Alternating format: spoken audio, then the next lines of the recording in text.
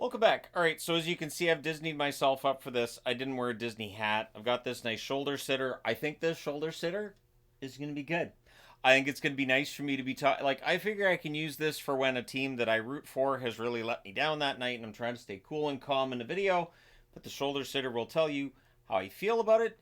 And also just for, when I'm talking about teams that are tire fires and whatnot, I figured that works. And then the Mickey Mouse jersey just speaks for itself because if a team's got a Mickey Mouse organization feel to it, well, now I've got a jersey for it. So I did get this in the park.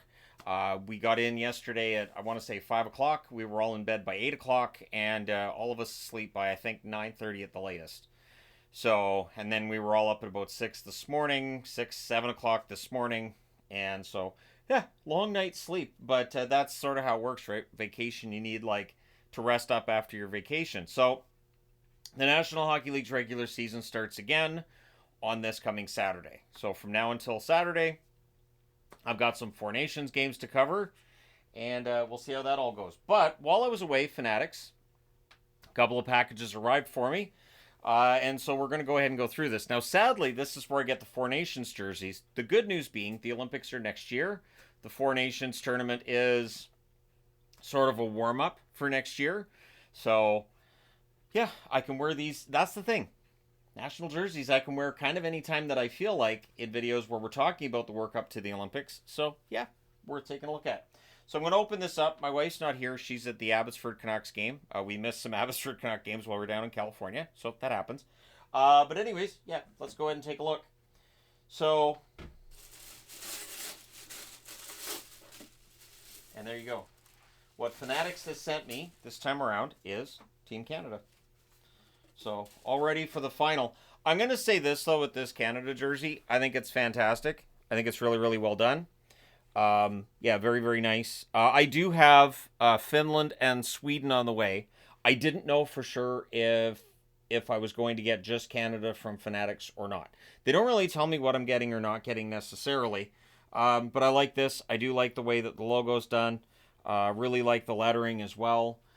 Four Nations right there, and then different logo right here, not the National Hockey League logo. I'm actually a bit surprised the NHL didn't put its logo on the front. So it's a Fanatics logo on the back, which we know that's going to happen, right? And once again, for people who wonder, I am a size 46. This is a medium jersey. But recently I've lost about 10 pounds. I could probably start going down a size, but I'm not going to jinx it, right? At any at any rate, and I'm sure I lost more from all the walking we were doing at Disney, which was about, I want to say, almost 20 miles a day we were walking. So, yeah. What I do like really with these two is the maple leaves on the inside of the maple leaves on the inside. See, you get so used to saying maple leaves, you don't say maple leaves, which is the right word. But yeah, they're all along the inside of the neckline there. And I think that's really nice. I think this is my favorite Team Canada jersey that I have seen. It's in a long time. One other thing too that doesn't necessarily show up on television. Let me go ahead and try to see if my webcam will pick this up. If you guys haven't already noticed, is the flags right in there. That is absolutely fantastic. So when I get Sweden and Finland, I will do an unboxing for that, and I will circle back and try to get the USA one as well. I do like to make sure that I have all of them. And hopefully I can get a really nice Czech jersey. Although I do have World Cup of Hockey jerseys still from 2016. So I'm covered for that as well. And I have a Latvia jersey, which a subscriber, went through a lot of work to get for me, which is awesome. So I make sure I wear that here and there. And then all that's missing is a Germany jersey, really. I wouldn't mind having a Germany jersey.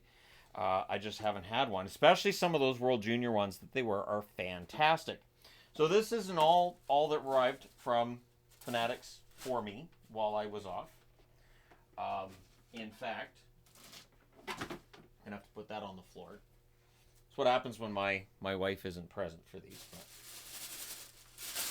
I had her go through and verify what was in this box. Oh my gosh, that logo. That is absolutely ridiculous. That is, look at the size. Look at the size of that logo. That is insane. That is huge. right in the neck. Just Columbus Blue Jackets. Really, really, very, very nice. I like the CBJ there on the shoulder as well. Hey, look, I have loved the Canon for a long time. This is bigger than my head. I know. People, you're bigger than your fat head. Yes, yes, it is. But yeah, that's absolutely, totally fantastic. That's great. I really like the silver on the sleeves as well. Kind of got a nice sparkle in there. Anytime you can get the sparkle on the silver or the gold on a jersey, I am a big fan of that. So yeah, that's very nice. And again, size 46. That is excellent. I knew I was going to like the Columbus one. So, since I knew I was going to like the Columbus one, and I knew I was going to like the Columbus one a lot, the question then becomes, does THG like the other entry? And the answer is, I've never been a big fan of word marks, but what's kind of nice on this is the stitching on the letters. The stitching on the letters is kind of nice. It does kind of have like this sort of classic look to it. It does have the regular logo there on the shoulder. And in all honesty, they've done the stadium with the large, the big D logo that they used for the Falcons way back in the 1930s. I'm not that old, and I think it's fine. It's serviceable. One thing that they did do with this, I like the striping. I do. One thing that I've always said with Detroit jerseys, and I know this is sacrilege to Detroit Red Wing fans, but I've always thought if they added a little bit of, stripes, a little bit of something extra to their current away and home jerseys, that would make them nicer, in my opinion. Which means you're probably going to feel this way. Well, a lot of Red Wing fans will, because their jerseys are considered to be excellent overall, and the logo is fantastic. But yeah, so Detroit. This is something that happened with Reverse Retro 1.0 and Reverse Retro 2.0. Detroit goes for, people would say clean in terms of the jerseys. I would say both clean and sort of minimalist as well. So overall, yeah, those are nice. Those are nice jerseys. I could definitely get some use out of this one too. And you can see it says Hockey Town in the neckline there.